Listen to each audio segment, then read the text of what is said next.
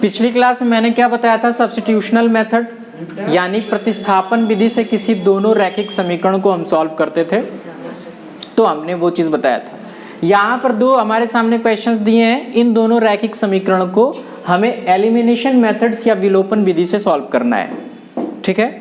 तो प्रतिस्थापन विधि में मैंने जैसा कि बताया था कि अगर हम समीकरण 1 या फिर समीकरण 2 दोनों को जब हम सॉल्व करते हैं तो x और y का मान निकालते हैं, तो उसमें क्या बताया था मैंने कि किसी एक का मान निकाल करके दूसरे में रखते थे तो मान उसका आ जाता था, यानी किसी x का मान निकाल करके y में रखते थे तो x और y का मान निकलता था। यही विलोपन विधि में हम क्या करेंगे कि या तो समीकरण 1 और समीकरण 2 को देखेंगे, बैलेंस करेंगे। क्या करेंगे? बैलेंस। और किसको बैलेंस करेंगे? या तो x को बैलेंस करेंगे या फिर y को बैलेंस करेंगे। ध्यान से समझना, या तो x को बैलेंस करेंगे या तो y को बैलेंस करेंगे। यहां पर देखेंगे समीकरण x plus y equal to 7, दूसरा समीकरण क्या है 2x minus y equal to 8। आवाज क्यों कर रहे हो तुम लोग, क्या दिक्कत है? ध्यान से समझो। यहां पर देखेंगे x plus y equal to 7, 2x minus y equal to 8। x को अगर बैलेंस करते हैं तो यहाँ पे समीकरण 1 में किसका मल्टीप्लाई करना होगा? 2 को। तो उसको करने की क्या जरूरत है, यहाँ पर तो y तो दिख रहा है ना, प्लस और माइनस में भी दिख रहा है, दोनों कट भी सकता है। तो क्या करेंगे, ये जब समीकरण नंबर 1 है, ये समीकरण नंबर 2 है, तो दोनों को जोड़ने पर जब दोनों को जोड़ते हैं तो चिन्ह हमारा क्या होता है? बदलता नहीं। बदलेगा जब नहीं तो ये और ये कैंसिल आउट हो जाएंगे और 2x प्लस x कितना हो जाएगा? 3x, और 8 और 7 जब ऐड करेंगे तो कितना आ जाएगा? 15। x इक्वल टू 15/3 काट देंगे, 3 बचे क्या? 15। x बराबर 5। बात समझ में आई? अब क्या करेंगे, इस x की वैल्यू निकाल उठा करके समीकरण 1 में रख देंगे।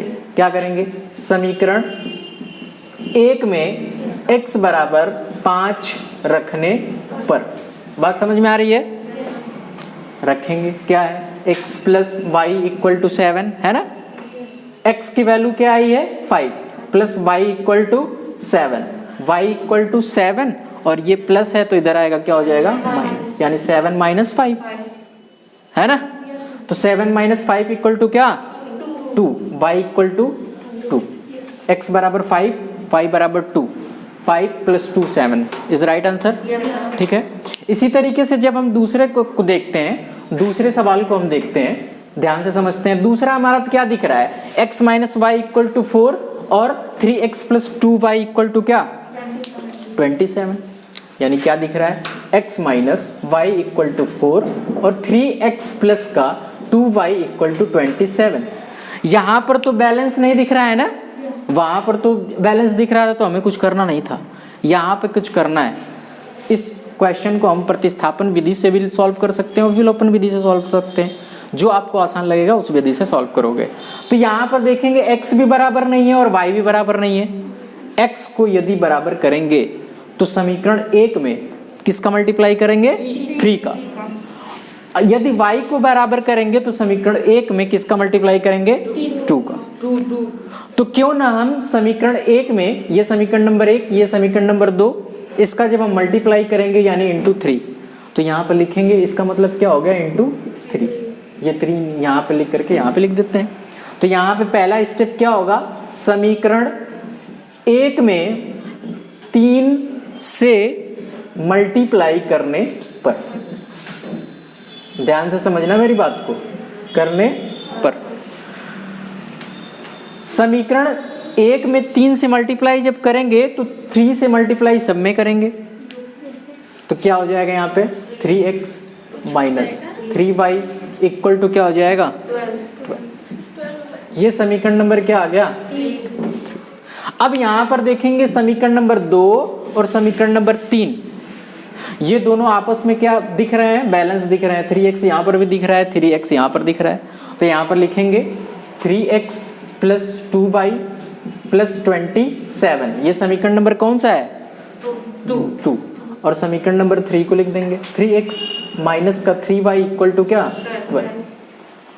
यहां पर देखेंगे 3x बैलेंस दिख रहा है, लेकिन इनकी साइन बैलेंस नहीं है ना, तो साइन बैलेंस करने के लिए हम क्या काटना है ना हमें, तो यहां पर दोनों समीकरणों क्या कर देंगे,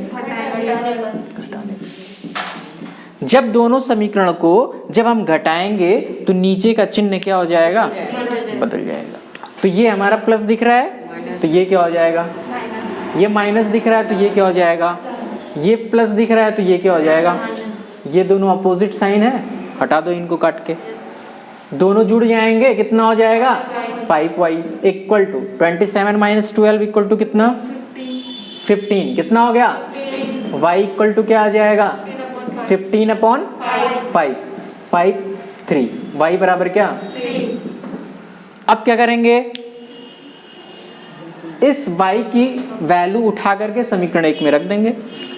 क्या लिखेंगे, y का मान समीकरण 1 में रखने पर, समीकरण नंबर 1 क्या है, x minus y equal to क्या 4, x माइनस क्या हो जाएगा 3 इक्वल टू क्या, x बराबर क्या 4 प्लस 3, x बराबर क्या 7 दिख रहा है, x बराबर 3 और 7 प्लस ये क्या हो जाएगा 7 और 7 माइनस 3 इक्वल टू क्या 4 इज राइट आंसर।